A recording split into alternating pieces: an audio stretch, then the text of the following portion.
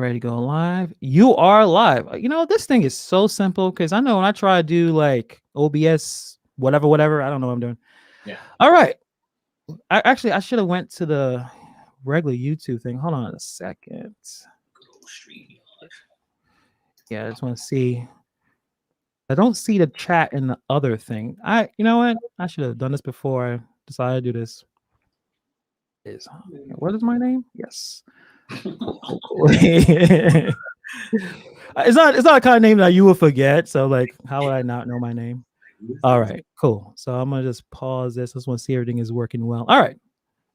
Let's jump right into it. Welcome to the Hannibal's Hungry YouTube channel. Thank you for coming in. Thank you for being a part of this this conversation with the one and only, the gig tuber, the gig worker, the YouTuber, the artist, Gig Life. Thank you for coming along. That is my friend. Again, I was really happy that you decided to come on because there's a lot of stuff that I admire about how you just put your videos together. Love the thumbnails. I'm a thumbnail guy. I just kind of started to figure out how to do a thumbnail. Like I started to understand color theory maybe 2 months ago, right? Like then when you start to understand it, you see it everywhere. You see it in logos, you see how. So I just love a good thumbnail. I love your thumbnails, and you have striking. Was that? You have striking thumbnails too. It fits your category. It took a lot of time. But more importantly, I like the way you talk about gig work. I like the way you think about it as a tool to basically, fuel your dreams or pay a bill, or like I like how you use as a concept of this is what I'm going to do to get to a certain point, or have a plan, or just in general, just where you're going to a certain extent, even though like we don't all arrive at gig work at a certain point. Like at least when we start to do it and we're good at it, you realize, okay, how can I get to a point A to a point B? So I like how your videos are structured. And, this topic about should you continue with gig work, or, maybe you should do it part-time, or maybe not at all. This is what we're going to talk about. But first, I want to get to know a little bit more about you, even though I've watched a lot of your videos. But to those who haven't, don't know too much about you and how you came to gig work, gig life, why are you a gig worker? Well, it wasn't something that I guess, I don't know. I'm trying to say, how can I go? I guess I was kind of thrown into it. Let's just say that. I know a lot of people, they said they quit their jobs to do this because they saw us parading around doing these videos and got inspired or whatever. But yeah, I was working for a very big tech company. I won't throw them out there. Yeah. And I got fired from the tech company. And it was kind of a blessing in disguise. I think I do have a video on like my origin story, but yeah, I want to just, touch a little bit on it. Every day going to that place and hearing the phones ring and trying to, because you have to be a technician and you have to be a counselor, because nobody's calling there to say, hey, how's your day going? I love this product. They're calling there to gripe you out because something's not working. Negative. And you have to like manage all those emotions before you can even get to the problem. So, yeah, I have to be like a counselor on there. And it was around the time where I lost two very important people in my life, my grandmother and my aunt. So I'm like a very empathic person. I can really feel emotions. So answering all those calls and having that stuff just bombard you, it was just wearing me down.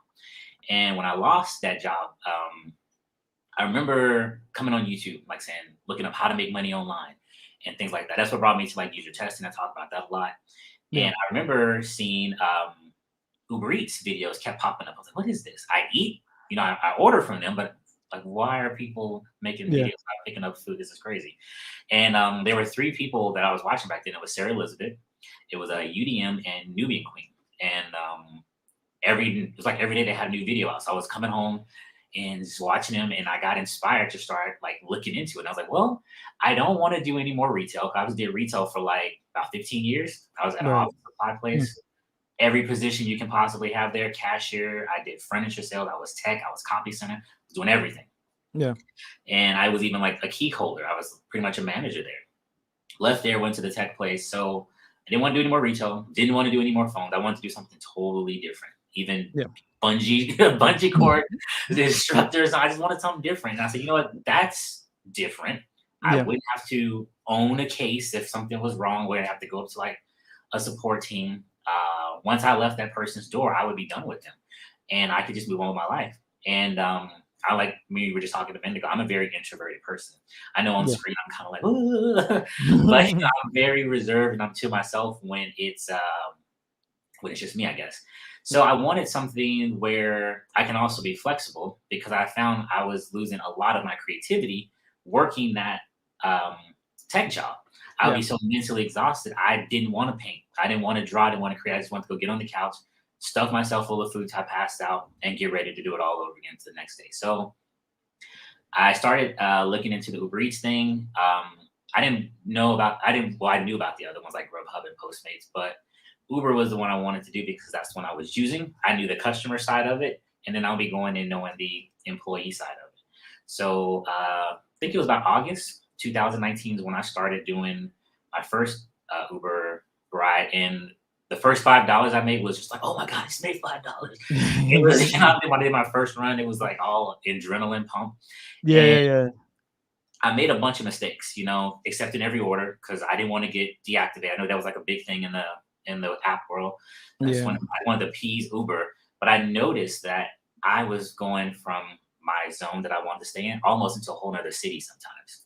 And then you're driving all the way back home at the end of the night. So I kept coming back to these videos like UDM and other people to try to learn what am I doing wrong because at the end of the night, I would go to Facebook groups. I'm like, oh, guys, I just made $128. I was out for 10 hours. And they flame you. They're like, They'll what? lit you up. It's like, that's nothing. They'll show us. I was like, I'm never posting here again. Yeah, what's about that community when someone posted something instead of bringing the arm around them and say, hey, you know what, good try, but I think you could went this way. They're just like, no, just opposite, flame you, light you up. You don't know what you're doing, you terrible person. You're like, whoa, I just started, like, give me you know what I mean, like, it doesn't matter. It don't matter what group I say, the Reddit I've seen, Facebook, same kind of aggressiveness. Yeah. What, I wonder what it came from. Like, what is that about? Well, I mean, I think that's just kind of social media in general. Everybody wants to tear people down, but Yeah. I'm a person who kind of like I try to see both ways. I just posted my earnings in there. It's like, guys, I made money. I didn't say I'm a newbie posting Right. So maybe if I gave them that filter, they would have maybe been a little bit more sentimental with me, or not, I don't know. But yeah, they will tear you down quickly.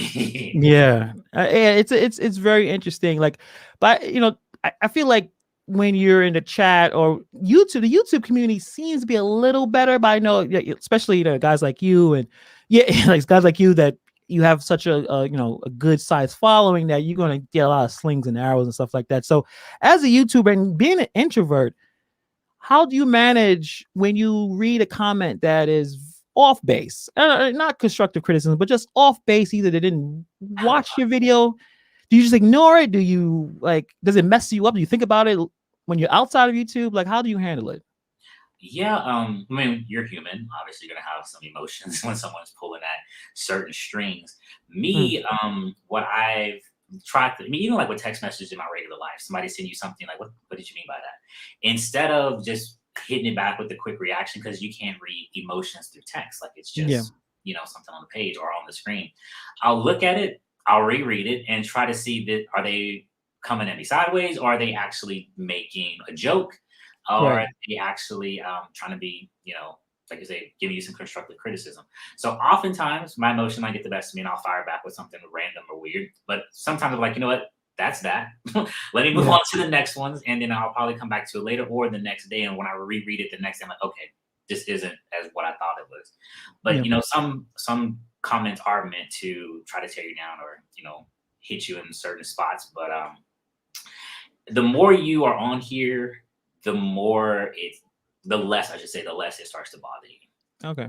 And do you feel like your, I guess, shell or protective coating, I guess I'm terrible with words, has it has it hardened a little bit to a point where things that may have bothered you when you first started now is like it just bounces off of you, like, yeah, that person is just off base, but big whoop, whatever, I'll move on to the next thing. Oh yeah, Or most definitely.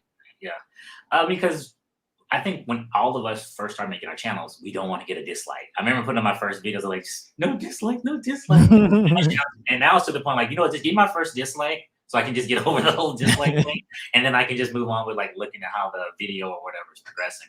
Yeah. But that last video, the one that brought us to do this video, Yes. I know the title was harsh and I wanted it to be because I wanted people to like come to the video so we could have a discussion. And I was wondering how the comments were going to be on that one because I'm telling people, if it sucks, then leave. But it wasn't the way, as you watch the video, you can see that's not my true intention.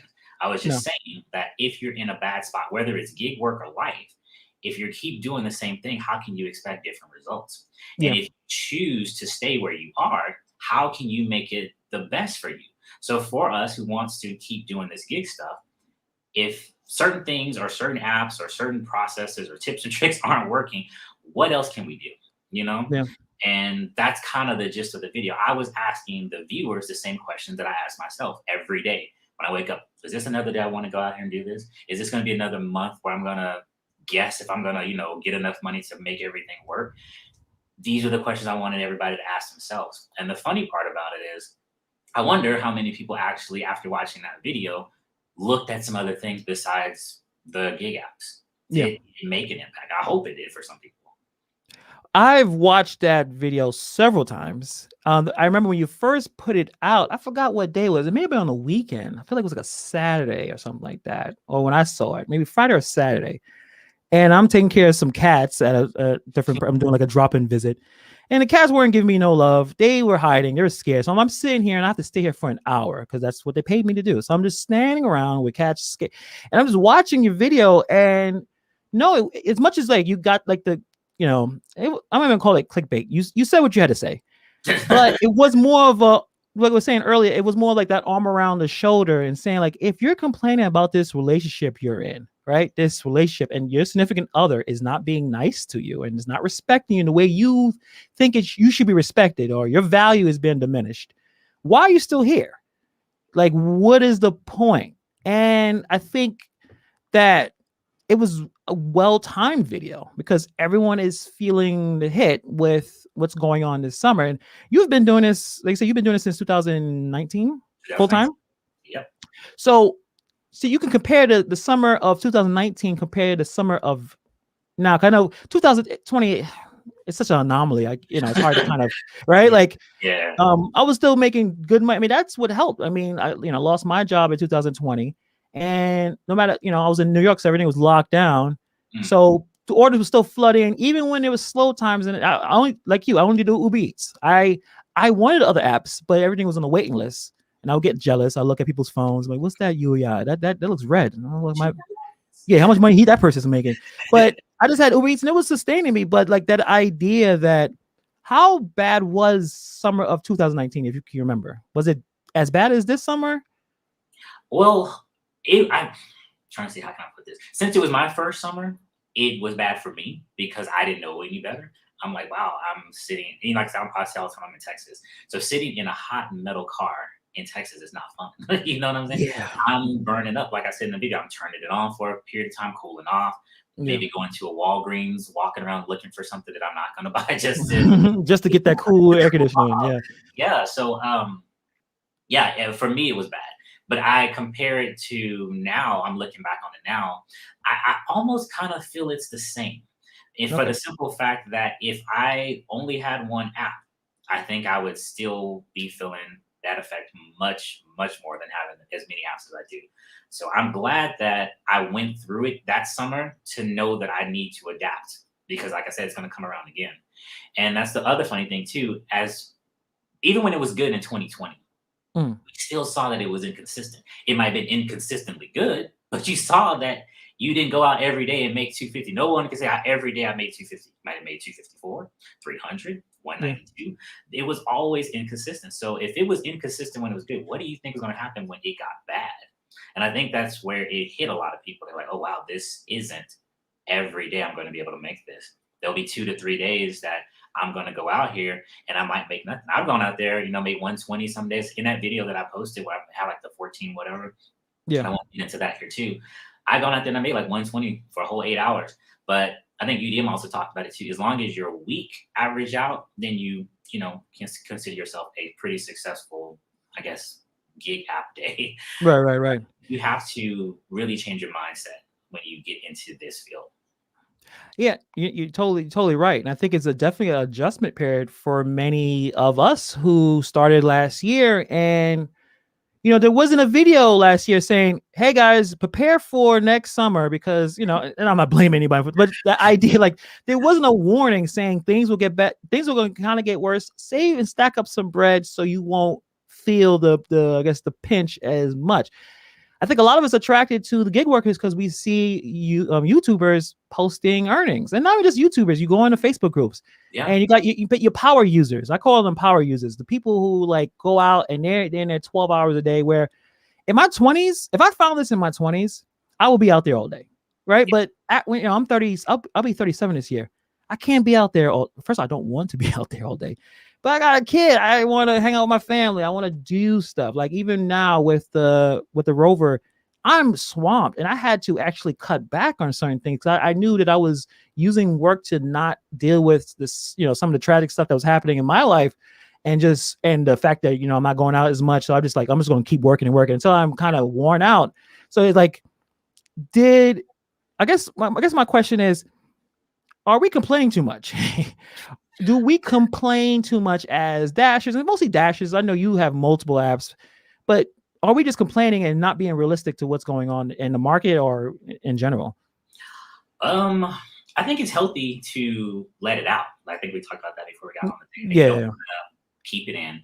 And that's another thing too. I didn't want the video to be like, you guys are complaining too much. Like no one should feel guilty about expressing their emotions. And then again, on the flip side, no one should feel guilty about making the money that they make. Because in a lot of the videos, some people are like, man, what are you talking about? I'm still killing it out here. I don't see no summer slowdown. And it's almost like those people are getting shamed for business as usual. And then the ones who are feeling this, my heart goes out to y'all. I know bills don't stop. Right. But if you do recognize the problem, at some point you need to start looking for the solution, because you can keep saying, I'm not getting that promotion. I keep going to Mr. Williams' desk and he's not, giving me what I'm looking for. But do you stay in this firm, or do you go to a firm that's actually hiring at that entry level and you can get the title and everything? Yeah. So that's how I do it. I kind of compare W-2 life to gig life.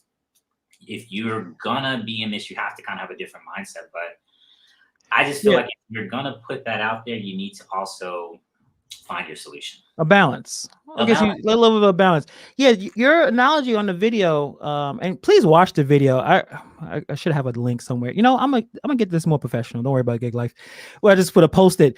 Please watch that video. It as much as gig life, I know you do like ride-alongs, but when you just talk, I can listen to you talk all day. Like you're just able to explain things. And I feel like that W-2 analogy is like brilliant because it's simple. It's like, if you had a job and they cut your hours, what are you going to do? Like you said, you can talk to the supervisor, you can talk to the manager, and they just say, well, right now things are just tight right now. So, and then it's like, well, then let me figure something out. So it's like, maybe we're just now getting to that point. Like I said, I think that video just timed right. And I think UDM had a similar video too. It's like, well, all right, this is what it is. Maybe we should have had a more realistic approach or more realistic idea about gig work when we first started, but the money was rolling in. DoorDash just jumped in valuation, making like billions of dollars, and everyone was getting fed. But eventually that feeding will stop. I mean, right? But I did not think about that last year. I didn't think about it at all, to be honest. I just thought like, yeah, maybe this just keeps going. Yeah. I mean, I was kind of guilty of that too, because, like I said, I came off of 2019, one app. Well, I had a few apps, but, Uber was the main one. I had Ship, got deactivated from that.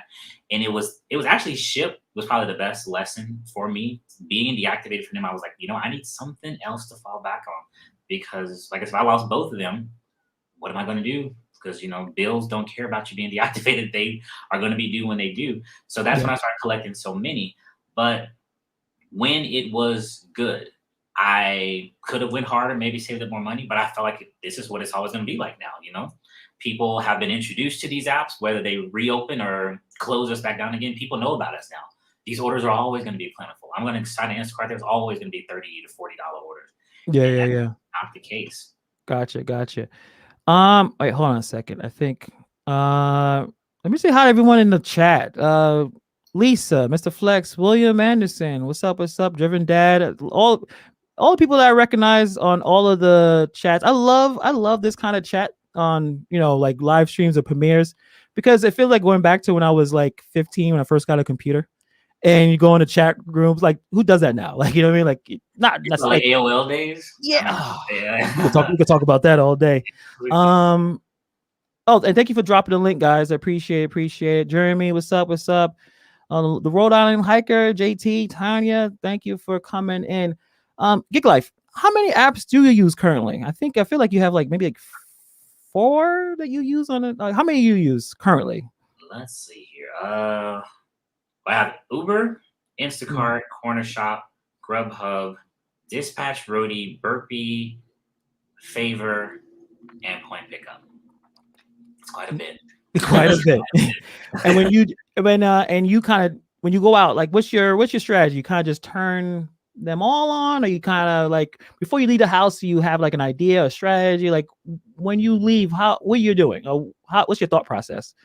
So what I would like to do in the beginning, the first thing I like to do in the morning is maybe do a grocery run, because for whatever reason, I like to see a bigger chunk of change on my board than seeing like a $7 or something. I like to see maybe a $20 or $30 order knocking out most of my $200 goal. Plus, it gets me moving. I'm walking the grocery store, kind of waking up a little bit, getting my body ready for the rest of the day. So I normally like to start my day with at least one grocery order. Doesn't mean I'm going to do it all day, but I like to go out at least with one grocery order. And if the groceries are flowing, there's good stuff going on, I'll just probably continue to do that. And when they slow down, then I'll turn on the restaurants. But sometimes I don't feel like being in the grocery stores or communicating with the customers that much. Strictly restaurants, and have the groceries running in the background. And if I get an alert where something's worth doing, then I'll jump in there. Gotcha.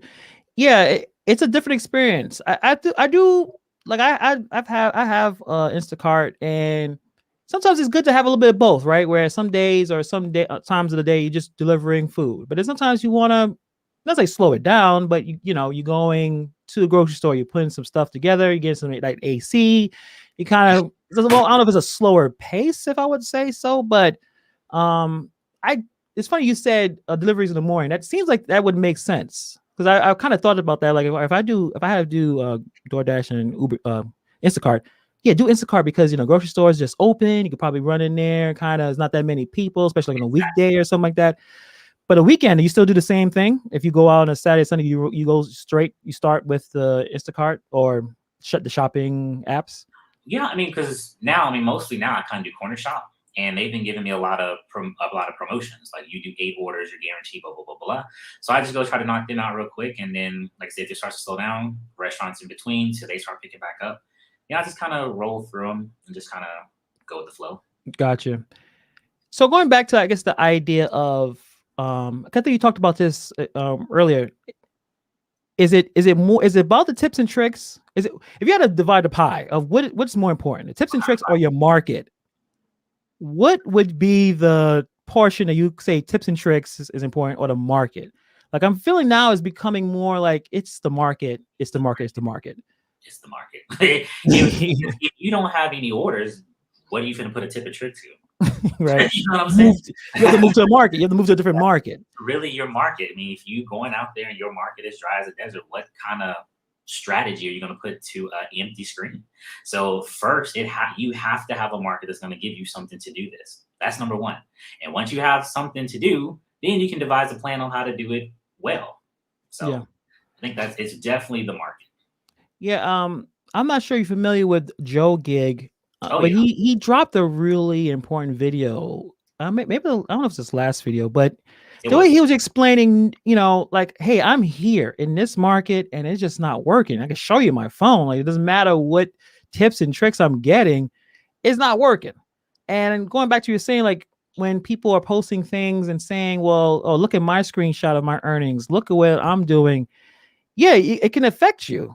It can affect you mentally. Like it can mess up your entire day. It can mess how you interact with your friends and family, because you just feel like you're feeling down. You feel like, I'm not working hard enough, or I'm not smart enough, What am or I doing wrong?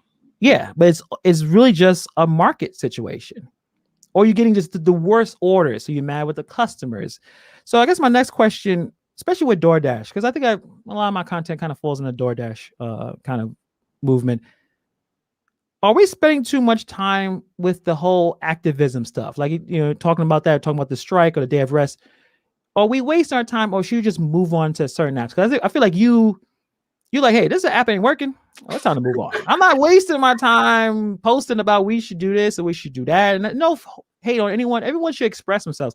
That's why I love watching all types of videos. So if that's how you feel, express it, But do you think personally that we spend too much time with DoorDash and what they're doing wrong instead of just picking up and moving on to the next app? Well, I mean, I think it's good to have voices in this community. Otherwise, they won't know what's wrong or what's going on. I mean, as many videos as we can make, it's still going to be up to them to change everything. But I think as you personally, just like I said, coming back to seeing the problem and then trying to find a solution, I think you should only spend so much time worrying about the problem that hasn't changed. I mean, we're about almost going into a whole nother year of DoorDash's situation. I mean, I don't have that app, so that's why you never see me post or really talk about Para and all that, because it doesn't fall in my lap.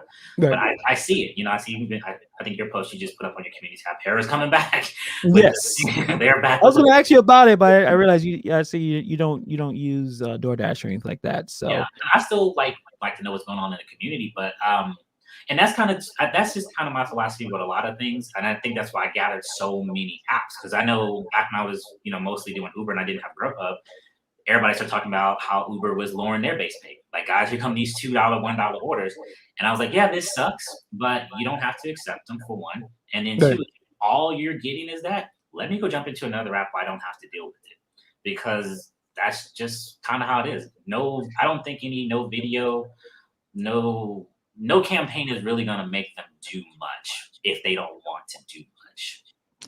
Well, so far, yeah, you're right about that. It looks like nothing is going to change. All the videos that we've posted, all the things that we've talked about, tips are important, base pay is important. All I'm seeing is everything getting less. I haven't seen one video like, guys, this video changed it. DoorDash is coming out, and now we got higher base pay. Uber finally listened to us. Now the base pay is $5. It's no longer 1 or 2 tips. I mean, $1 or $2. So I don't know. I think, like I said, it's healthy to put it out there, but eventually you got to start moving on and doing what's right for you.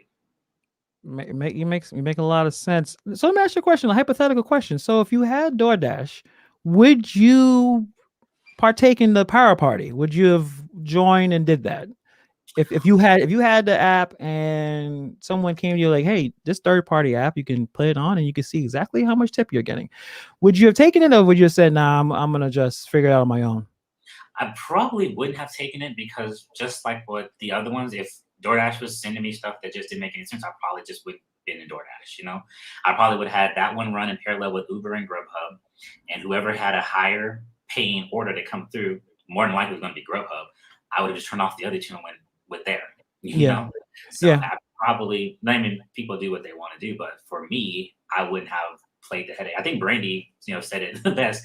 I'm not here to play a game inside the app. Like, she keeps it 100% real. Like, when I say, I'm like, yeah, I ain't playing no games. I don't want no games. Like, I'm here to make money. Like, what we doing here? But yeah, I probably wouldn't have done that. Yeah, I got you. So I guess the idea, but there's people who are taking these offers, right? There's people taking these low offers.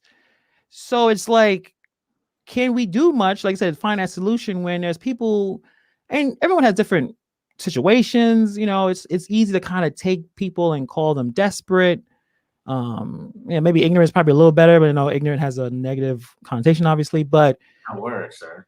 Like, you just don't know. Like, when we all started, like I started with Uber Eats, I was probably taking all types of dumb orders. I was the same thing. I was driving around. I was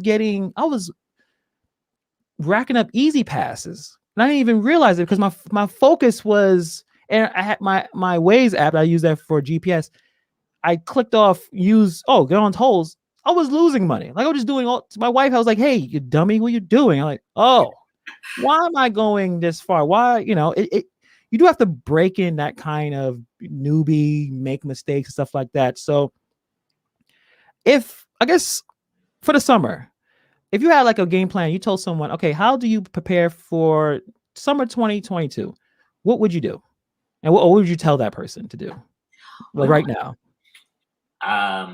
if someone was getting into like they were like starting out and Yeah, they started now, and it will give them, maybe they have 2 apps or maybe they have 1, but they just started and they're doing well or doing well enough to say, I'm gonna continue on this, but they don't know about summer yet because they just kind of started, let's say starting to fall or something. What tips would you give someone to prepare for that next summer?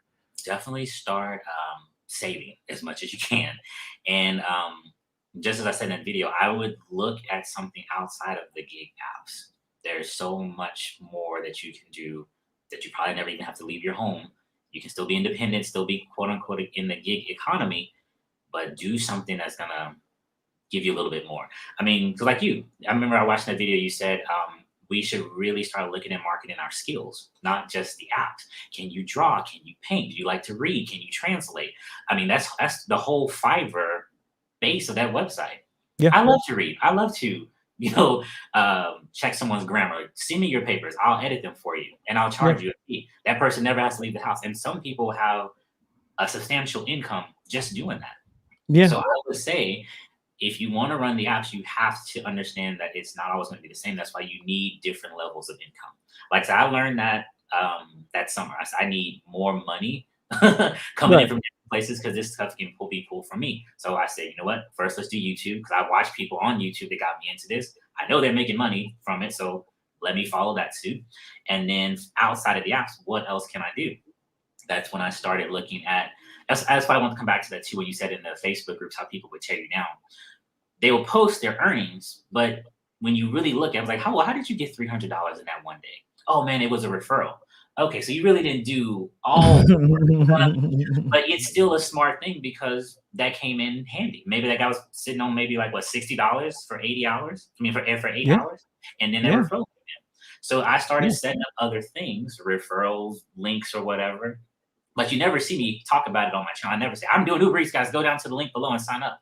I just do the app, give them the information, and people choose to go down there and do what they do. So YouTube was one thing. I'm on a few other pages like Pinterest and TikTok and things like that. And then I just did the merch store, which I wasn't really thinking about doing that, but a few people said, "Why don't you have any merch?" I just feel like sometimes merch stores can be kind of sleazy.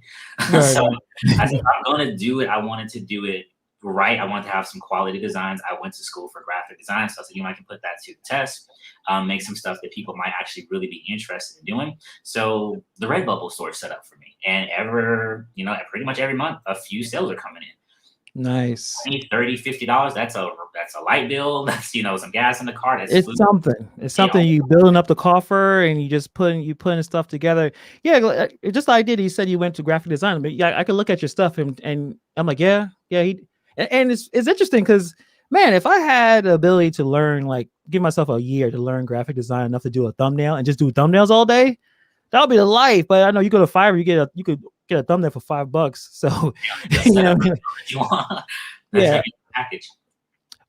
What is your? I mean, I know we're jumping around, but what is your opinion on Fiverr? Like, I feel like a lot of the stuff that you can get, it's kind of overseas, and you can get it kind of too cheap. Like, I think a lot of the people who are overseas are way talented, and they're undervaluing themselves. But I guess the market is there's so many of them.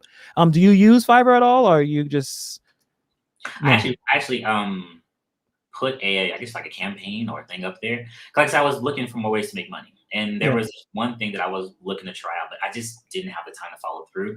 A lot of businesses need that whiteboard animation where they see the little hand there drawing yeah, something. yeah, yeah. A lot of businesses need that. And a lot of people pay a lot of good money for you to do this automated thing. And there's websites that you pay like a monthly charge, like $10, and it'll do it all for you. You just plug it in.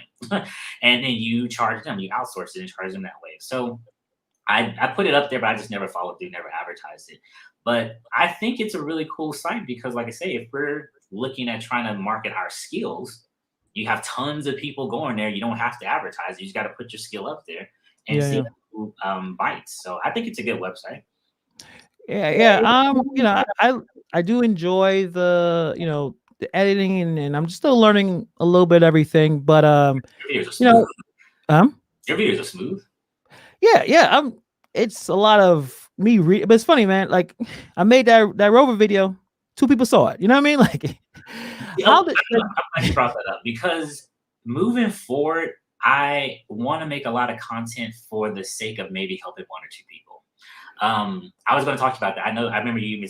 I don't know. Were you on Chad's live and you said that 2 people saw it? I mean, I think the video right now has like what 300 to 500 views, yeah, but yeah, the people who might have saw it can see something outside of the gig economy, you know? yeah. And Brandy too. I think she started to get into Rover too.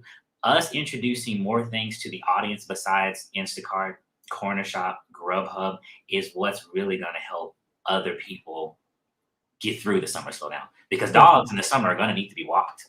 You know what I'm saying? Yeah, I mean, it's a lot of people are traveling. A lot of people are traveling. Like once it opened up, and people were able to get vaccinated, and they travel to a point like every day, my phone is kind of pinging up, and friends and people who know, and it's like to a point like I have to turn down people. Like I do not want to overwhelm myself. I still want to do stuff on here, and right now I'm in a basement in my apartment building. Like I'm not in my apartment because I got some dogs, got a puppy right now. He's barking, he's in my face. My son, he's barking in my face. So everyone's running around. So like I come down here to relax. Actually, like right now I'm relaxing. Like I'm talking to you, and it's pretty awesome. But another thing you did mention in that video is the lack of. I feel like a lot of us, and I'm including myself sometimes too, that we're looking for the easy fix, that we're not looking to look up how to make money outside of the apps because it's so easy. You turn it on and something comes in, you go get it. It's so easy that no one else is really interested in looking up other ways of making money. They want this one thing to work. How do you break out of that? I mean, I guess it's just when the orders stop and you can't pay your bills, but you gotta. It's either. I think that's when you.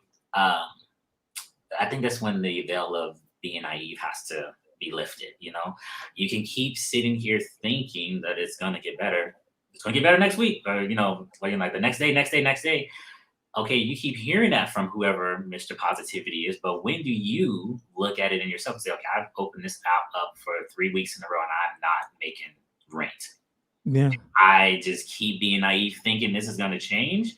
Or do I start looking at something that I can actually control? Because I can't control DoorDash sending me an order.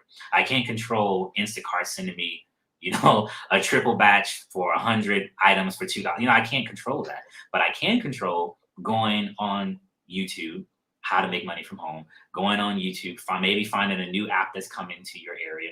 Those are things you can control. Will you be successful in it? Probably not all the time, but at least you're trying to do something else besides what do they call it? Like rinse, lather, and repeat in the same process.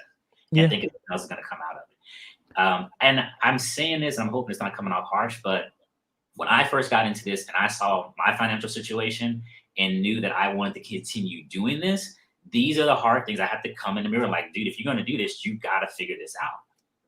Uber Eats is not always giving you what you need. Instacart is giving you crazy orders. If you drop below a 5, what are you going to do? Yeah. How are you going to figure it out? So I put a poll up on the channel asking people what do they want to see more of. And surprisingly, right along is like the second to the last thing they wanted to see from me. People wanted to see more of making money outside of the gig app. So that's going to be some of the content I'm going to be bringing. I know, like you said, the Rover thing didn't do as well for you. I think it actually did well, considering on your channel, that's not something you always talk about. If you would make more content of it, YouTube would start favoring you with that. So I'm going to start putting out a lot more videos just to bring awareness to some things people can possibly try. I mean, even Dimples, I'll never forget, she was doing an Instacart order. And in the Instacart order, she was doing a field agent. So she was shopping one order, and field agent said for $10, go take a picture of like the Pringles rack. So that $30 Instacart order turned into a $40 order because she was multi-apping using an app that most people probably wouldn't think of downloading. That's a GK right there. That's some extra level. Dimples is it's really smart. I like her videos too. And she knows what she's doing. That's kind of cool. Like you got to open up your mind. Like a lot of us are just. I think what's frustration? Frustration is you expected something and it did not work. Like it didn't work. Like you expected to do this and it didn't happen. And it's how you react to it is when you're frustrated. Like that's kind of base of it. And I guess, like I said, changing your mindset to be more realistic, or to be like, hey, today may not be a great day. I'm gonna try to do my best. But if it's not a great day, okay, maybe the next day I have to either work a little longer or figure something out. And I wonder, like, maybe that's the kind of contact, maybe many of us need to just like, what your mindset should be when you had a terrible day, you only made like $30. Like, what steps you should do. Like, and it may not necessarily be all based on these apps. It could just based on, you need to take a break, or you need to go not think about it, because money is very stressful.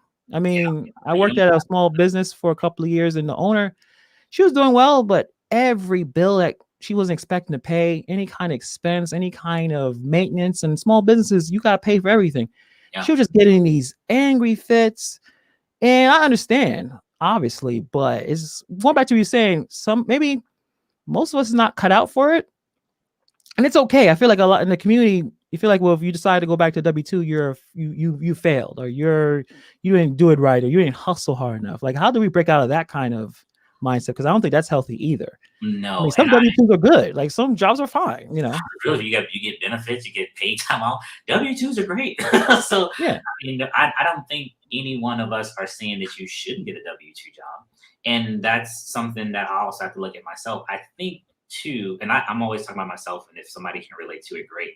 But what I had to understand is, I'm not trying to prove this to anybody, and I think that's what a lot of people might get stuck doing this, because we get so many comments. You guys are wasting your time, your car, your gas, and y'all working for pennies. I'm gonna stay in this. I'm gonna make this work. I'm gonna prove you wrong. right. How long do you keep trying to prove this nameless nobody wrong when all your bills are piling up? Eventually, you got to hit reality. Okay, maybe this really isn't working for me right now. Let me put this to the side and go get this rent covered, and then I'll come back and fight this fight. That's something that I had to learn myself. I gotta know when it's not working. Yeah. Whatever it is, gig work, life work, anything, whatever. Yeah. Thank you for the super chat for Zandra1. Appreciate it. Appreciate the support. Yeah, I'm kind of similar to you a little bit, where like, things didn't work out well in that last job, and there were certain things that was said that I didn't appreciate, and a lot of it was mostly things that I kind of knew that that was going on. I just, my heart was not in the job anymore. But a lot of things, just like, certain things you said, was like, I'm gonna prove you wrong. Mm-hmm. Like, I kind of like that Michael Jordan meme. Like, I took that personally. All right, I'm gonna push. And it's the same kind of job, the dog boarding stuff, and I'm doing pretty well. It's like, I do need that kick in the pants a little bit. But another thing that I guess we don't talk about enough, your support system. It's great to have friends. It's good to have family, and it's always good to someone to be honest with you. Yes. Do you have that's honest with you when you realize you do something that it's probably you didn't, maybe not noticing it, and maybe you're not taking kindness, but someone kind of comes to you and say, hey, you need to chill out, or you need to reevaluate that? I think for most of us, probably, well, for me, it's definitely gonna be my mom. She definitely puts everything in perspective, and she doesn't even have to say much. She can just be like, okay. Would they do that? She definitely be the one who makes me, like, I can just be going 1,000 miles a minute. I want to start this. I want to do this. I want to create that. I need to upload this. And she'll put it into perspective, like, maybe just focus on one thing and make that work before you do everything else. And as far as, I think she's my realistic, like, rock. Like, she keeps me in line. Yeah. I'm a lot like my dad, because he works from sun up to sundown. I hardly ever see him. He has a food truck here in Austin, and he just goes. And as far as people who support me, definitely be my friends. One of my friends is actually a singer. He has a YouTube channel. I think he just started, called Don Marcel. If you guys want to go check him out. But really cool when we get to talking and we just kind of bounce ideas off of each other. And I just start thinking of other stuff to do. But he's very encouraging, as well as a lot of my friends. Because in the beginning, when I lost my job, when I lost my tech job that was paying very well, it was one of my birthday parties. It was like, so how can we get that discount that you have at your job? I'm like, well, about that. I don't no longer work. I got fired. And you hear like the forks dropped on the plate, and they're like looking around my apartment like, oh, so how are you planning on affording this? I'm like, I think I'm going to try to do Uber Eats. And it was just like silence. So I was like, oh, wow, maybe this is a bad idea. But there are some of people who are like, give it a shot and see what happens. So I do have some friends who are supportive, and maybe they're supportive to a fault. I have some wild ideas, but that's pretty much it. Yeah, it's interesting that like sometimes you can meet people online, strangers, and they're super supportive compared to your some Exactly. family, because some family, they don't know what they're doing isn't bad in terms of telling someone they can't do something, or not being realistic. It's love there, like, especially like my family. Like, my mom is from Barbados, so like half So of that nice. kind of, they'll tell you to your face, like, this is not work, like, you don't know what you're doing, or you need to get a real job, what they say. But my mom is super supportive, like whatever I'm doing.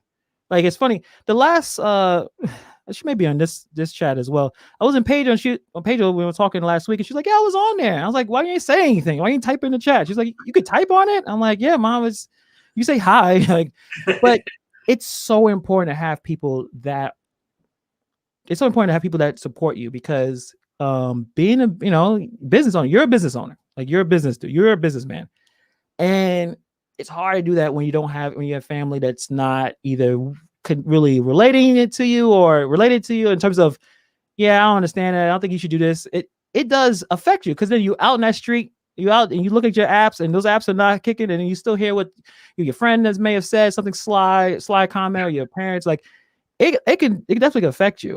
And Like, I'm are you? wondering if, like, a lot of that is probably factoring a lot of people who are upset right now. You know what I mean? It's not just the app; it's also like all the stuff that's connected to that situation. I definitely think that, because like we talked about it too, like just in your comments, people telling you why you guys out there working for pennies. The funny thing is, I made a TikTok video. 'Cause I normally do like just like a little catch up video of the week, where I say I went out from this time to this time. I give a little story about what happened, and I told my earnings. That video almost has like almost 500,000 views right now, because of Nice. the structure of the video. If I knew it was going to do so well, I would have put more information in the video. So pretty much I went out and said from 11 to 8, I went out, I think I made like $150. Nothing too crazy, but it was some money. But what I didn't say in the video is that I did that while I was out like running errands and taking care of my own personal stuff. So it wasn't strictly just focused on trying to like, grind it out. Even still, if I was grinding out, if I make that, it is what it is. I'll make it up at the end of the week.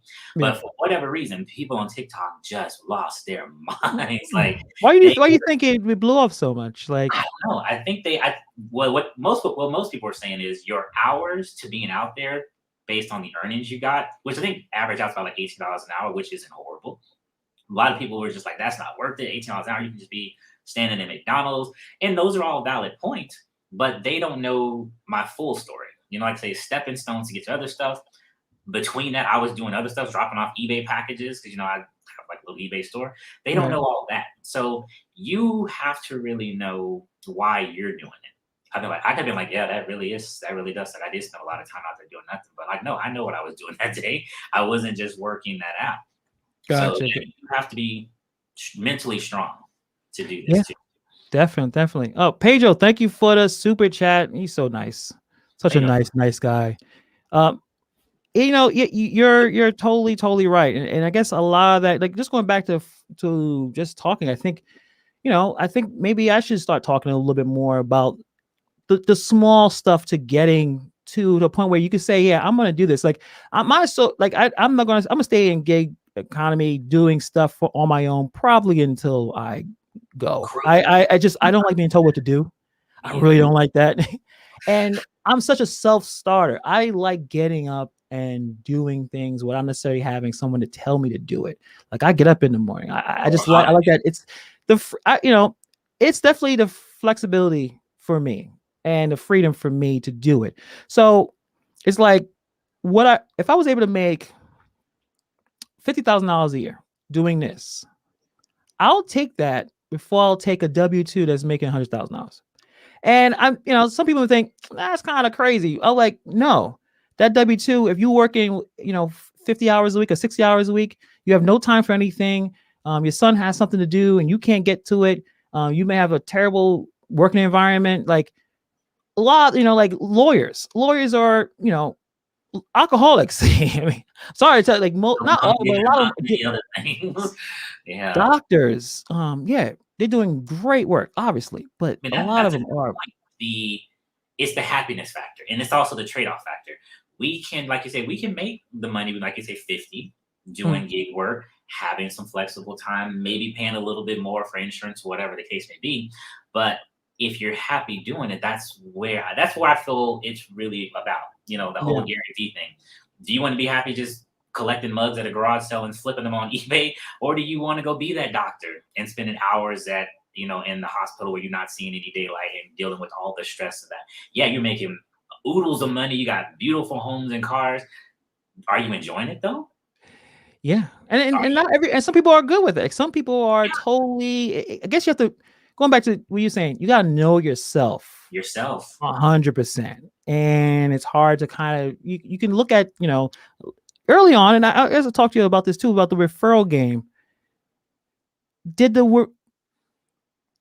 having all those referrals, so not just you, but everyone who 2-3 years ago said, I made $1,000 a week in doing Uber Eats, click this link, that we cannibalize our own market by flooding everywhere with more drivers. Like it was, I don't know if we knew that at the beginning, but by telling everyone, go do this, we got so many people here that kind of, it went in a negative direction. I don't know. Do you agree with that about that? Or, hey, I made my money and I'm out.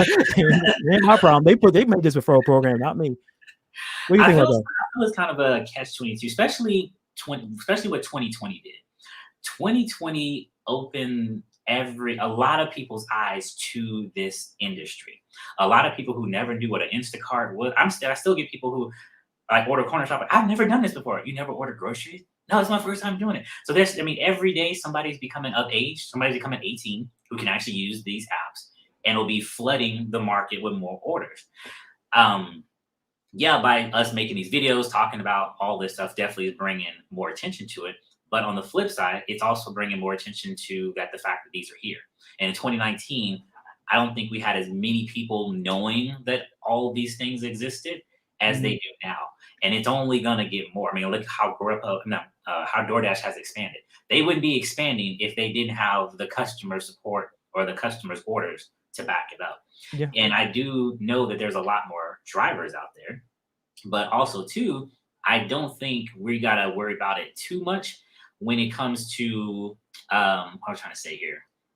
It's not so much as it being flooded with so many people. I think it's just kind of the market that we're in.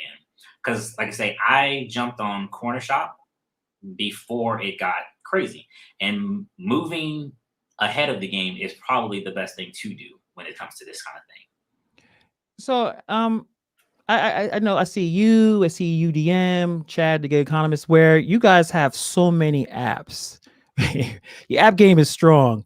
Is it just that's just a cycle that's going to happen where you kind of just jump ahead when the app is launched and there is a loss leader and they're just trying to get people out there and you kind of collect that, but then eventually you got to move on to the next app? Is that the kind of how it's going to work in terms of doing well in the gig economy game? Just being ahead of the curve, getting those apps when they launched, and then kind of moving on, like nomadic kind of app user? I think that would be the smart thing to do, because as I think I mentioned in there, when an app comes to your market, that's when they're going to pay you the most to do it. I remember when Uber Eats came down here, and they were trying to get people to sign up and deliver. Nobody I'm not delivering restaurant food. That's crazy. But just as I said, when I put that earnings chart, I made this much, guys, today, and that dude was like, dude, you didn't make anything. Look at what Uber Eats used to pay us when I first started. And he showed the map screenshot of when he made money. Yeah. So for the amount of time I went out, he made almost $360. Their bonuses and earnings, we'll get a $2 surge. They were giving $5 to $8 to $10, almost $20. They're just trying to get those orders out. It was crazy. So I do think it's smart to stay ahead of the curve, because maybe you won't have to work as hard because you're already there. But some people make it work with just one. If you go, Flex, he has DoorDash, and that's all he does. He's a machine. I wish I was a machine. My mind goes to too many places. I'll be driving, thinking of things, and I'm just lost in the moment. That's why I don't do ride-alongs. I'm gonna try to do some. I've been telling Chad I should be doing it, but when I'm driving, I'm listening to a podcast, I'm listening to the radio, I'm on the phone, I'm just because at home you're with your wife and your kid, and they just and I'm like, I don't want to talk anymore. But I understand what you're saying. Like, if I was my 20s and no kids, no wife, yeah, I'll be out there all day, just driving and probably had no plan. I probably blow all my money. So that's one thing too. Like I would blow my money. I would have bought every video game that's out. I would have bought every pair of Jordans. Like I would just be balling out of control and then be broke at the end of the week. Like, because my mind was not set on budgeting and stuff like that. Like, how are you in terms of budgeting? Like, what's your skills with putting money and putting it aside and stuff like that? I'm not the best. I'm not even gonna lie on that. I mean, I still go splurge on things I probably shouldn't. I'm like, okay, now I gotta go work a little bit harder this week. What are we buying to make up that stuff? I had to get another what do you call this? Not an iMac, the Mac Mini. Is it M1 or Mac or I don't know. It's kind of like Mac's version of their tower, but like but it's small, right? Yeah, and all you gotta do is hook a monitor to it. Yeah. Actually, I was interested in that. I didn't need it, but yeah, treat yourself every once in a while. I'm out there enough, so But it could have been money that I could have saved. And also, too, the funny thing is, my stuff normally don't go a lot of technology. I like to eat, so I'm spending money on a lot of food. So do you deliver? You get it delivered? Or you go pick it up? I normally go pick it up. These days, I just Me too. Is that a thing? I think that's a thing. Like, we've been outside all day. Even if we do, when I order, I probably pick it up 90% of the time. I don't get it. I don't know. Just because I'm just so used to being outside now, it's not a big thing of, well, I just don't want to go outside that day. I'm sure I have those feelings, but I'm ordering food. I'm gonna go get it. It's ready. All right, let me go get it. I don't know. I guess I'm not bothering anybody, and I just go get the food. But I noticed that it only happens since I've been doing deliveries. Before that, I would just get it. Yeah, I was having Eats here every day. Yeah, like, but I definitely understand. Actually, let me ask you a question about the business of these apps and how they make money in terms of being profitable. There's something that I actually saw. I think Tanner made a video about it earlier today about Domino's and giving away $50 million of free, they're trying to compete with DoorDash because Domino's don't allow any of the other apps to collect their food. I think Papa John's does and Little Caesars, but they stick with their own whatever, right? Their own ecosystem of the drivers. And he said something that was really interesting. Let me see if I can find it. Let me see if this actually works. Let's see. Bam. Okay. Well, no, we don't need a nightcap. Okay. He said something. Okay, so DoorDash is adding a lot of fees to several cities because they're trying to make as much money as possible. It's something that the Domino's CEO said. Okay, Richard Allison. He says, in 60 years, we've never made $1 delivering a pizza. We make money on the product, but we don't make money on the delivery. Allison said on the call. So we're not sure how others do it. And I sat there and I sat there and I'm like, wait, they're not sure how others do it.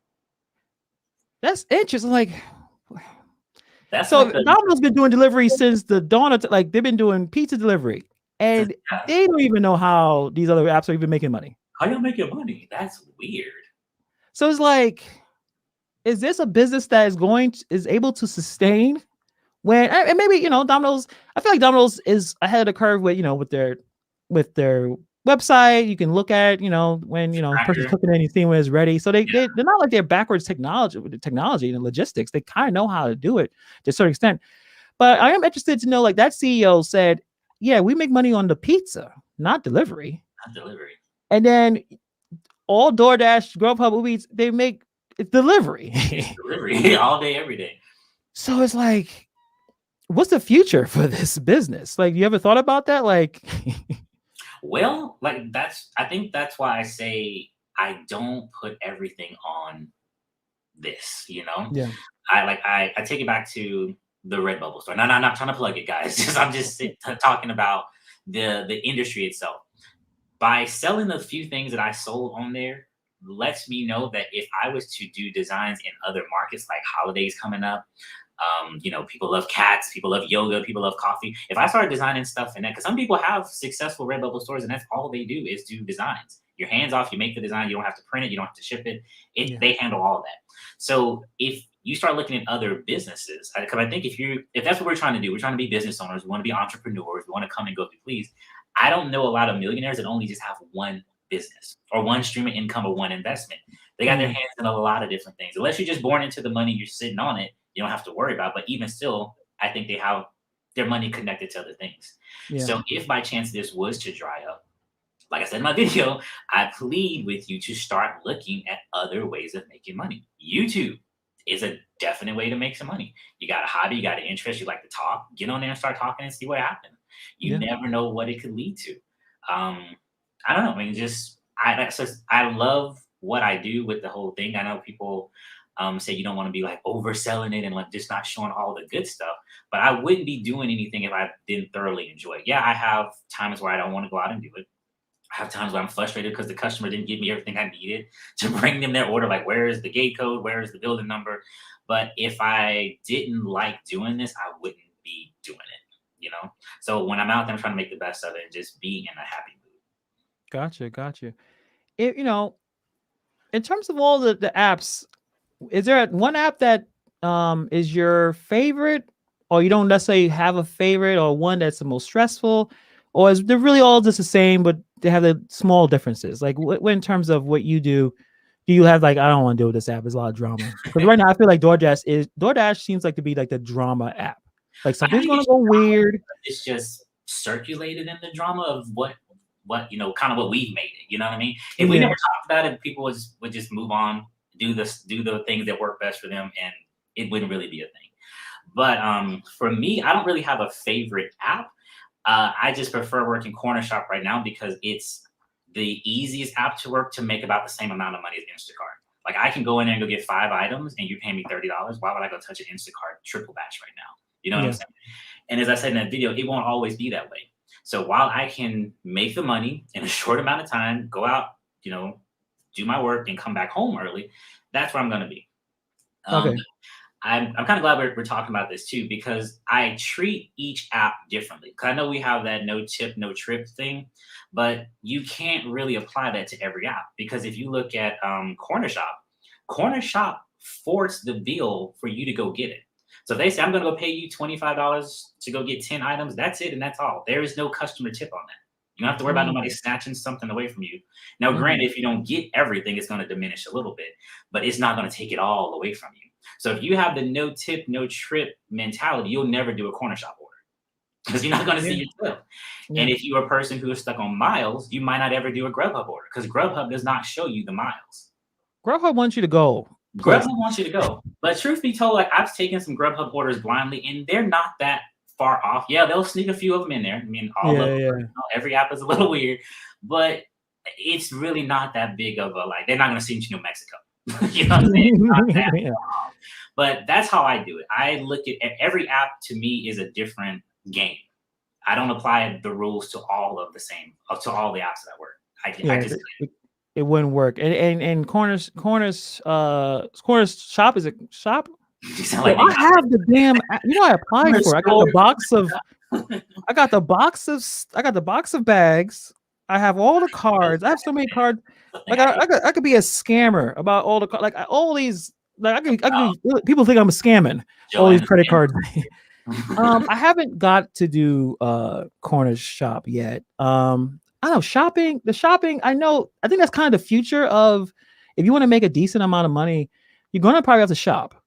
Because I feel like those mix it. I think he's got to mix because, like I say, some people they never touch a grocery app, and they sometimes blow my earnings out of the way because they're faster to go in and just get the restaurant orders. They work at peak pay bonuses, and they can do. I just think it's a good thing to mix. I think Nugs just recently started doing Instacart, and I would love to like follow his journey to see how he's gonna do with that, because you can, if you're fast and you have a $50 Instacart order, you can knock that out in 30 minutes. As opposed to going to multiple restaurants, collecting $7 to $10, you've knocked out most of your earnings in that store, especially if it's a small store. That's another reason I like Corner Shop. The ones that they're linked here, very small stores. I mean, I can run that store really quick, get to the next order, and I'm burning through them so quickly. So Corner Shop is more of the local grocery store, not the big. You're not going to the big chains, or it's. I'm wondering what kind of stores that Corner Shop has. I know Instacart seems like it has the lion's share of those kinds of big grocery stores, obviously even the warehouse stuff like BJ's and Costco's and your bigger stuff. But corner shop is more of like local kind of stores for the most part. Well, down here it's linked to Randall's, and I think Randall's is a subdivision of Safeway and Albertsons in different Oh, cities okay. and So states. yeah. So I don't know how big your how big your Safeway and your Albertsons is, but compared to like your other large, because down here our largest store is HEB. It could be like the size of a mall in some cases, and we know how Sam's and Costco can be walking the footprint of that. So Corner Shop just recently signed; they just partnered up with Costco, and actually, eventually we'll get you guys a video. Got shot like 2 videos talking about the pay or whatnot of it, but most of the things I do is at Randall's, and it's a very small store, so you can do it really quickly. I think another thing too, I think a lot of people who are not interested in doing the shopping apps, I think, I'll be honest, I think a lot of people are overwhelmed of going to a grocery store and shopping for somebody. I'll be honest, when I first started, I took my wife with me. I was like, listen, you gotta come, because I don't even know where any of this stuff is. I'm walking around, Hannibal's over here. I'm like, why are you yelling at me in front of this? I don't know where, but if I did put the time in to learn where everything is, you're gonna knock things out really fast, because Instacart don't take you too far. Problem for me is I'm not really close to a grocery store that's popping like that. But if I was really close and if I knew where everything was, Instacart could be your number one. I know things are kind of crazy right now with the batches being either bots or stuff like that, but just going back to what you were saying, like it's a market. And it's about how you want to work it. I think, like I said, when I compare gig work to W-2 work, I'm in Austin, and me and my mom would always joke that San Antonio is like the next like city or whatever over. It's like about an hour and 45 minutes outside. People drive from San Antonio to the center of Austin to work. So if they do that, and you're a gig worker, like, oh, I'm not going to drive 25 minutes to go to a hot zone. I want to stay down here and try to make this work. So how's that any different from you driving from San Antonio to Austin to do your job than to drive maybe? I think Sarah Elizabeth started doing that. She started driving to another zone 30 minutes from where she normally does her stuff. And that's how she's making most of her money in Uber Eats work. So you do have to adjust and try not to look at it as I'm just going to stay in this zone if you want to make it work. You know what I mean? Yeah. And sometimes you're going to have to bite the bullet, because when I first started, I remember my first shipped order, I got there like an hour early and I walked the store to just get a good gist of where before I even started the order. Because it was a store I never shopped. And, normally when I'm shopping for myself, I'm only going in for a few things, some chips, some queso cheese, and some Rotel sauce in the cellar. Like, that's all I'm going out there to get. I'm not doing all this other stuff. So you're going to have to do your research. Like, if this is going to be your thing, this is going to be your job, you're going to have to learn your job. Go to the store, maybe on your day off, walk the aisles, know that sugar and spice, there's probably going to be in the same aisles, know that powdered gel, you just got to start putting those pieces together. Start with some very low batches. You're not going to make a lot of money, but you're going to learn the stores. And then when you're comfortable, you'll burn through them. Yeah. Effort. Got to put some effort. And, I know we're circling back a million times, but I guess it's good to keep repeating it, because I still need to kind of put in my head. I know a lot of people who do this, like, it's not as easy as it was before. It may not be that easy again. No. So what are you willing to do to keep up with what's going on currently, what's going on right now, where you may have to spend your afternoon in a grocery store. Now, that don't even sound that bad of an idea, to be honest. Like, I can walk through, I could be in a grocery store, walk all day and just look at stuff, because I like looking at food, and I'm a big cereal person, so I like a bunch of cereals. So it's not like a bad thing to do that, but the effort needs to be there, and the planning of just the future, what's going on. So what is your opinion? What do you think is going to happen in the fall? I don't know if I asked you that already. I may have, but I think I already asked you. But in terms of, September, I know a lot of the unemployment stuff is going to be done. I think the federal stuff, the eviction moratorium, that may eventually be done, because right now I think what the president is doing, he said it himself, it's unconstitutional. So eventually people are going to have to pay their rent. And we got like 10 million jobs open. And no one wants them. And I know we all know why. The jobs, it's hard. Like, my wife worked at McDonald's. I worked at Blockbuster. Did I work at Blockbuster? No, I didn't go in.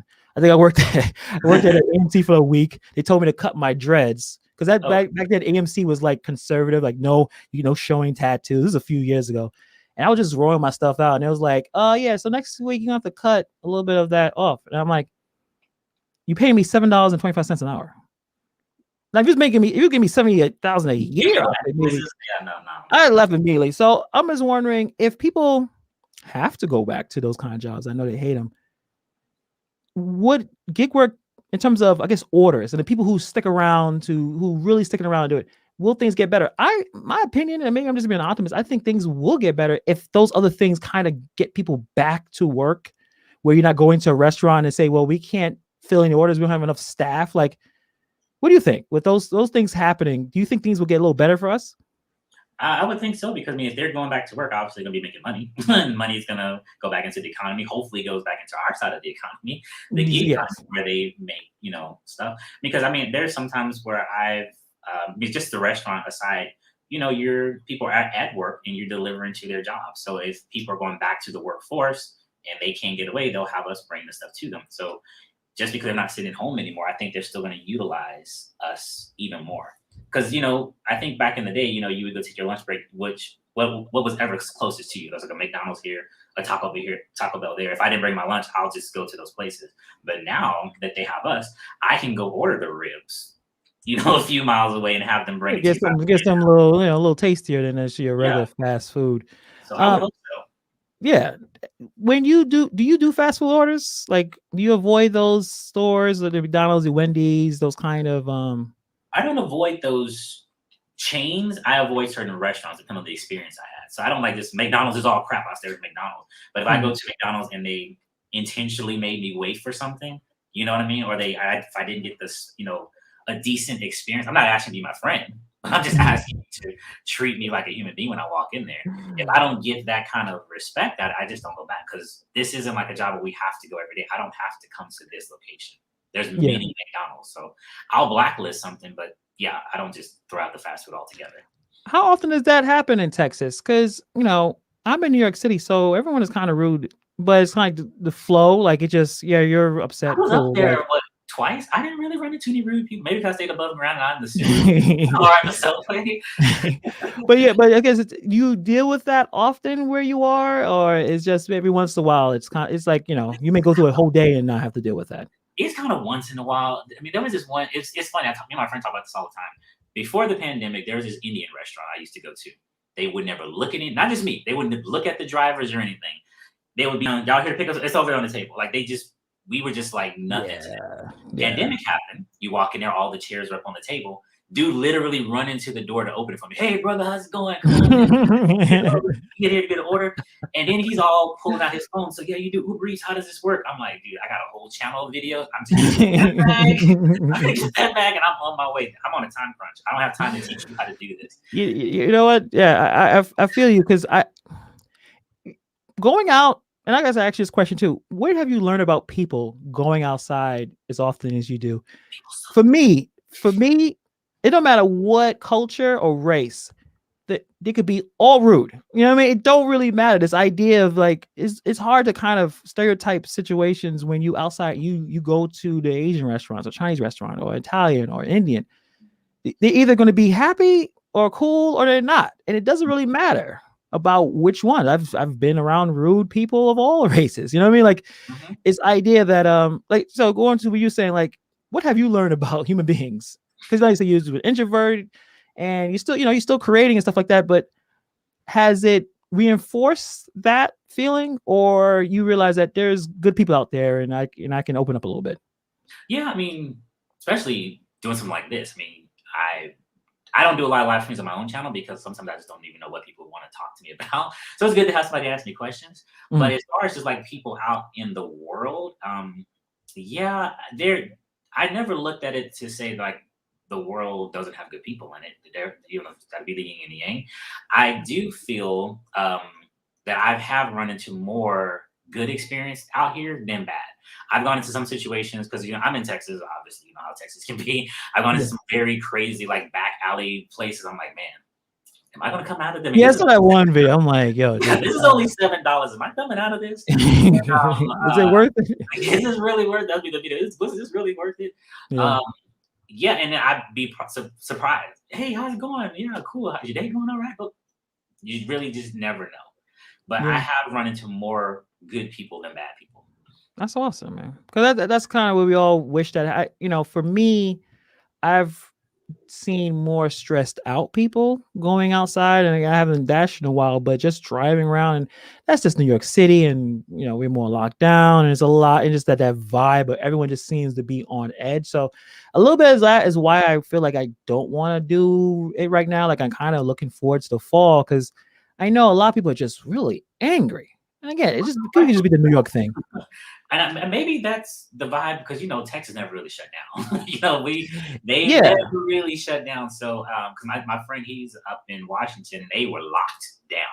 So you really couldn't do much. But for me, I was like, I really didn't feel it. For one, I kept working. I was still going out and doing everything, so it never really felt different. Except the roadways were clear. I could get to places much faster. Yeah. But yeah, I can only imagine if we really got locked down here and you can Mm. only leave for certain times or for certain things, I would be ready to pop too. Yeah, I feel you. I feel you. I forgot to plug in my laptop. So before this dies, give me a second.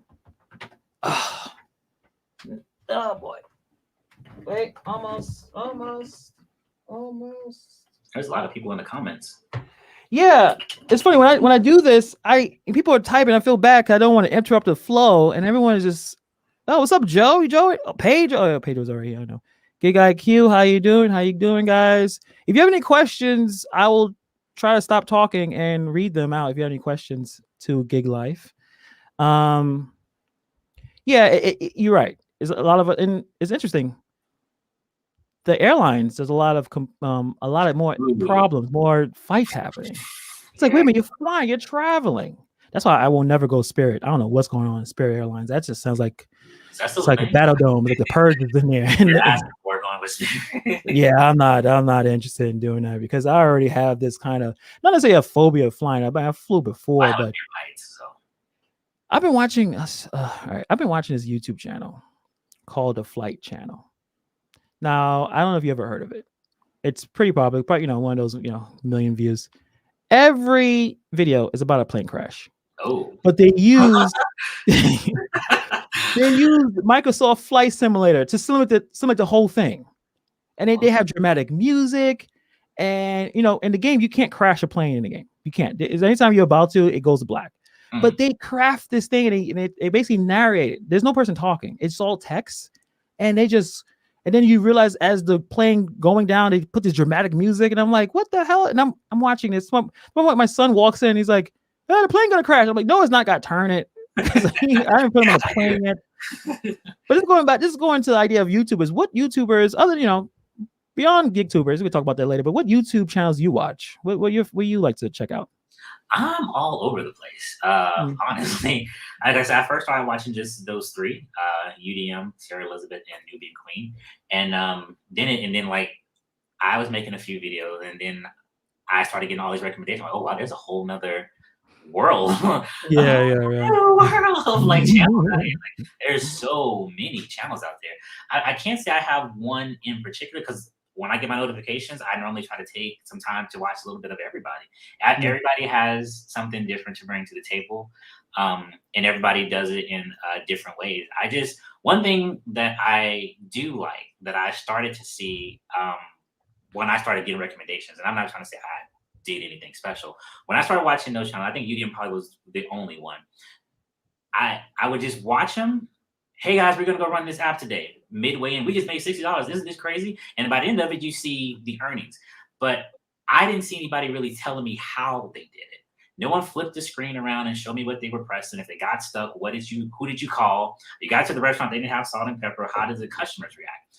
Yeah. So when I was gonna make my channel, I said I want to make a channel it was for the customers. So the customers can see what happens. If my driver gets to the store or the restaurant or whatever, why is he still sitting there for 5 minutes? Well, they said the food was ready and it's not ready. I'm waiting for the food. Yeah. If my driver is taking a left and I'm living on the right, what are they doing? Well, your driver might be doing a double order. They're dropping off order number one, coming to you next. Now, granted, the driver wants to be communicating that with you, but I wanted to show more of what was going on the back end. That's why you see like a whole bunch of crazy screenshots on everything I'm doing Yeah. on my videos, because I just want people to see what we're doing, not just so much of the ride along, but how we do it. And that's why I started to make my videos about how we do it. Okay, that does help, because and then by you doing that, you're still helping people who are doing it. You know what I mean? So you're kind of working both angles. So yeah, I love your ride-alongs. I like how you do them. I like the pace. You're hustling out there, but like, not everything is positive, not everything is negative. And like if I did a ride along, I would like to do it the way you do it. Like that's just I like your style, I like your choice of music. So I could tell maybe you have a little bit of the same taste in music, and that always works well for me. But YouTube drama or GigTuber drama, what is your opinion on it? I don't think have you ever had an issue with another creator at all? I haven't seen it, but have you ever had like You get some crazy people. I mean, people who say I'm scared to come on their on their things, but Chad is harmless. He's cool. He's my boy. He's harmless. I have started to understand Chad. Let's just put it that way. And you know what?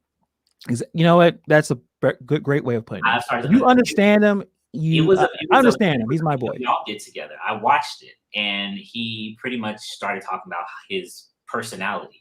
And I was like, you know what? If I didn't know you, I would think every comment was an attack. But now that I know who you are, I can see the humor in your personality. Yeah. And it's hard to see it through a text, right? You kind of have to. You can't read emotion. So, I mean, I'm clear. I'm all joking. I have no problem with Chad, but I don't really have anybody that I'm coming for me. At least I don't think. Maybe you guys can tell me. But no, at all. I just feel like your style where you're just doing you. So that's even if you did have DoorDash, I don't know if you will spend a lot of time talking about how bad it is, because you just moving to the next thing. Like, or this ain't working. Well, I'm out to the next thing. So, I think a lot of the issues with the gig tubers are like we all want the same thing, but we all having different views on how to accomplish that. So, went from like the decline now to the power stuff and like the day of rest. And it's at this point, in my opinion, I feel like it's 50-50, like everything else in politics and society. One half feels this way, next half don't. So like, and the same thing with I guess gig tubers or whatever you want to call it. Like we have one thing and I had one situation, but usually I like any constructive criticism. Right. Even the first one I did with Uncle Ben, I don't think I necessarily said anything. I wasn't making fun of him or anything, but I probably was a little forceful a little bit. But that it went personal. But I have no problem with someone critiquing. Like there was actually another creator. His name is Gigg X. He when he said certain gig workers that are part time may not understand how full time. And I am a full time gig worker, but part time with the apps, the delivery apps, I may not have the same perspective as someone that's full time. Right. And because because I'm doing something else that's occupying the majority of my time, and I was like, I understand what you're saying. Totally understand. Obviously, I hope I'm not, when I talk about certain aspects, I'm not just saying get rid of it because, well, I don't need it. Like, I don't think I'm coming across that way, but I understand that feeling. You know what I mean? Like you understand it more than I would because you do those delivery apps more than I do, or more hours. So you have a more understanding. So hopefully I'm not coming across that way when I speak about it.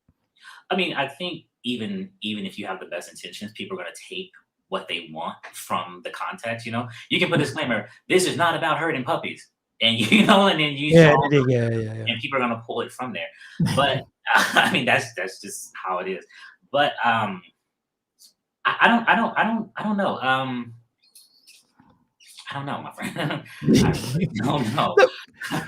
But it's fine. Like I preach this every time I'm talking to someone. I say, watch everybody. I mean, unless it's someone who just rubs you the wrong way or does not provide any kind of entertainment or information at all. But I like everybody because everyone is coming from a different walk of life and a different market. And I feel like it's okay to have someone disagree. And as long as you're respectful about it, Do you find it hard to distinguish trolling from criticism when you're reading comments and stuff like that?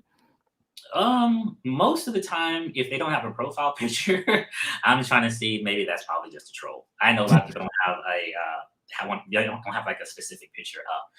Yeah. So, and then like I say, when I think we talked about the whole comment thing, I'll look at it, analyze it before I just clap back on it and Mhm. try to see where was this comment really coming from.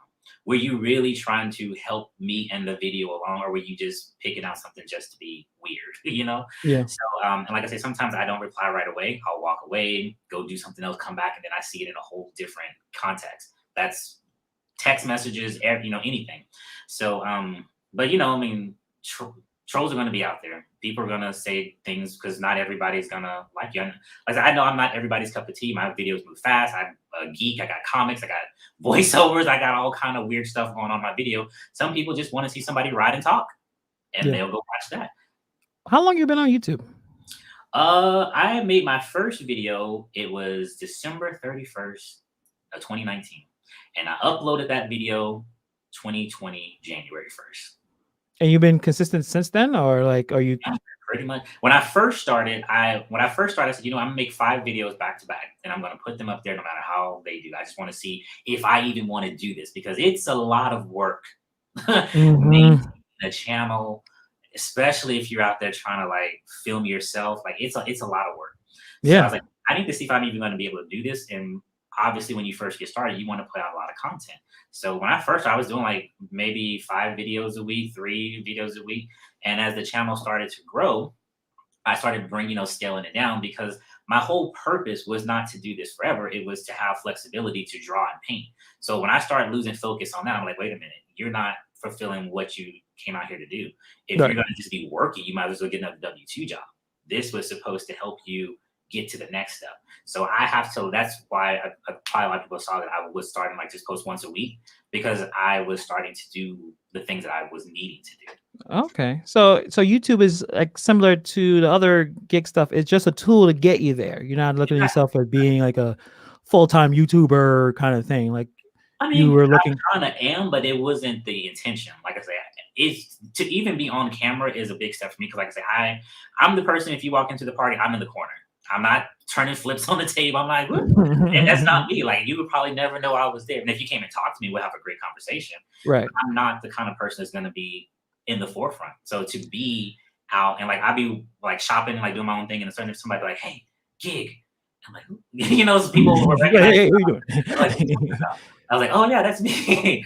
So it's a different kind of situation.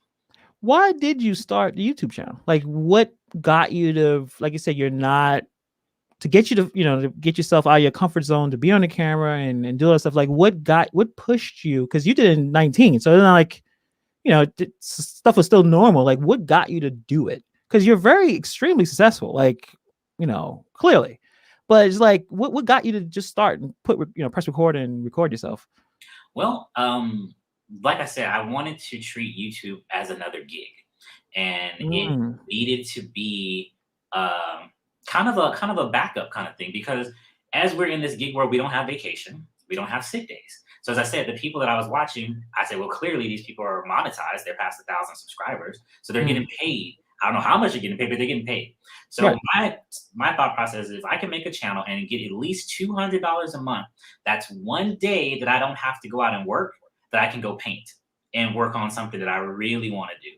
So, or it can be a vacation day, when I'm just beat up, tired, I need to take a day because, as we know, if we're not working, we're not making any money. And a lot of us don't have other things set up, which I keep telling you guys, please set up something. You don't have that luxury of taking a whole bunch of time off.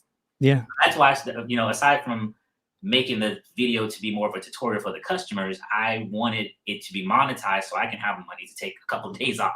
And That's that's what's what up. really sparked it. I said, well, I'll have the apps as a gig, YouTube will be a gig, and then we'll see what other gigs start following in that I can maybe make money from.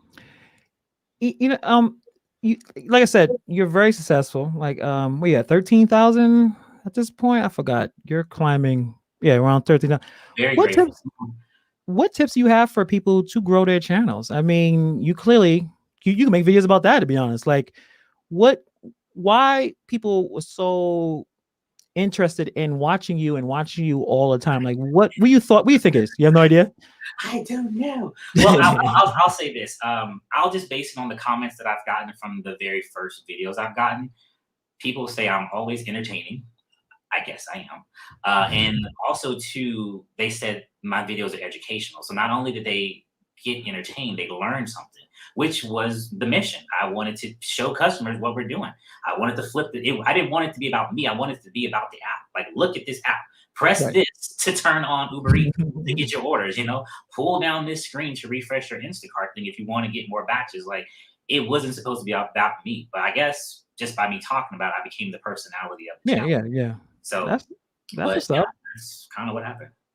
And you're super supportive of other YouTubers. Like you've been super supportive to me. A lot of other people, like you do watch other people's stuff, and I always will thank you for all the stuff, all the support you given me, and it's been super awesome. I know we're only like an hour and a half. Geez, hour and a half. Wow. Is there any questions you guys want to ask in life? Just one more question. At least I have. If anyone has questions, Ask away. Your art. I've seen you put a little bit of some stuff on your videos a little bit. What inspires you to create? Like what how is, I don't want to say explain your creative process, but how did it start? You went to school for graphic design, but like what inspires you to create things? It's I know it's kind of cliche. It's just in my bones. It's just in me. Like that. That's the first thing I think about when I wake up. What can I make? Breakfast, something. What can I make? And then when I go to bed, I'm still thinking like it. It's kind of hard because I mean they said Michael Jackson had that problem. He couldn't turn his brain off. That's why he's not taking all those sleep pills, because he needed something to get him to go to sleep. And I feel like I'm like that sometimes because I'm always thinking about, I can paint this, I can create this, I can put that in the video. I'm always just being creative. What started, I guess the spark of it is, there's a long line of creative people in my family. My one of my uncles, like way back in the days, like the days, there were some people from New York who was part of a newspaper up there. They came down here to Texas and wanted to take him up there to be a cartoonist. And my great grandmother, obviously feeling the way she did about those times, was like, I can't let my baby go up there with you people, because I don't know what your true intentions of him is. So he never got a chance to go. And they used to call him the copy machine. He could look at something and literally drive like almost this exact same. It was crazy. Yeah. He was like that. His sister was like that. And then she had a daughter, and I think she was one who really inspired me. I remember going to her room, and she had like all these pictures that she painted around her in her room. And I was like, you know what? I want to learn how to do that. And I naturally couldn't draw. So it took me many, many hours of just doing it over and over again to get to the skill that I've gotten to. That's what's up. I just wanted to do it. Yeah, like going back to what you're just saying, just put it in the effort. I mean, a lot of it just to put in the effort. I actually have one more question. What is your end goal, or what is your dream? Like, what you be doing on a, on a Monday, Tuesday? Like, what is your like end goal? Is it limited with the apps, and you're just doing purely the art stuff and just the graphic design? Like, that's how you make your money? Like, or just like once you've got enough work and time where you're just creating and you may not even need it. Like, what is your dream? Like, what's your 5-year plan, 10-year plan? Those cliche times. But like, what is the dream goal for Gigg life? The dream would be making money creating. And if we really look at it, I kind of am living that dream. I wake up, I create videos, I edit videos. It's not the art like paper, paint to paper, but I am being creative, and I am making money being creative. So I kind of am living the dream. The perfect dream would be having the art be the main source of my income. Okay. Being able to have like, a store. I mean, that's something I can actually start to definitely want to work on. Selling prints, because I used to go do Comic Cons, and I used to sell like art at those Comic Cons, before all this stuff started to shut down. But that would be the ultimate dream. That's what's up. And like you said, you're already kind of doing it. Actually, Pedro, he said, how can we support the art? So you might have to start putting in some of your links to your stuff, because I think Pedro's interested in checking it out. I know you say you have is it a Redbubble? Yeah, the Redbubble store, that's more of the, the Gigg shirts or whatever. Yeah. As far as like if you guys see like if the art part of it, if you go look up on YouTube, I think it's the art box. I just actually changed the name of the channel. That's another thing too, because you said, always giving back or whatnot. I know what it's like to not have a successful channel. The art channel I've been working on the channel about 4 years, and it's just now reaching, I think it's 374 subscribers. So imagine being deterred with that. Like it takes a lot of time to paint it, speed, it takes a lot of time to make videos. And I'm, trucking at it, trying to make that work. But when I got over here, the one thing I noticed, it was the consistency. You're putting out 4 to 5 videos a week. Over here, you put maybe out 1 a week because it takes so long to make one of those videos. So I don't beat myself up too much, but like I said, I understand people who have a smaller channel and just looking for someone to notice what they're doing. And Yeah. the first shout out I ever got was from Dimples. And when she gave me that shout out, I said, if I ever get any kind of eyeballs on my channel, I want to pay it back as much as I can. Somebody even wrote me and said, dude, you're spamming us too much with these channels. It's like, not that I'm trying to push you away from me. I just want people to know there's other people out there making some really good stuff that you might want to check out. Yeah. Yeah. That's what it's like I said, you're paying it forward. You're kind of paying back, like Dimples is awesome. A Journey with Teas, like, they will promote stuff. And I think all of us kind of do that. Like we kind of like even Joe kind of did one with the Dashing Grandpa and immediately subbed. You know what I mean? Like that's the kind of environment that we're fostering. I think it's a beautiful thing. Like this conversation has been amazing, and it's been an hour. And I feel like we just started talking. Yeah, you know what I mean? We just feel like just from the time you jumped in, I realized your vibe. Even your videos, like what I see here is the same. It's a video. It's a little faster paced, obviously, with a lot of cuts and stuff like that. But you're awesome, dude, and I really, really appreciate this conversation. This was fun. This is fun. Hopefully, we'll do it again soon. I'm gonna check. Is there any more questions, guys? I think everyone is just. Oh, Paige just wants to know. We'll put all the links in the description. Hopefully, I remember that. I gotta write things down. But thank you very much, Good Life. This has been a fantastic conversation. Same. I'm gonna send you an email. I don't know if I have I forgot your other stuff, but I definitely want to hit you up. And thank you again, man. Appreciate it. Thanks, guys, for watching. And thank you guys for watching too. We are out here. Have a great night.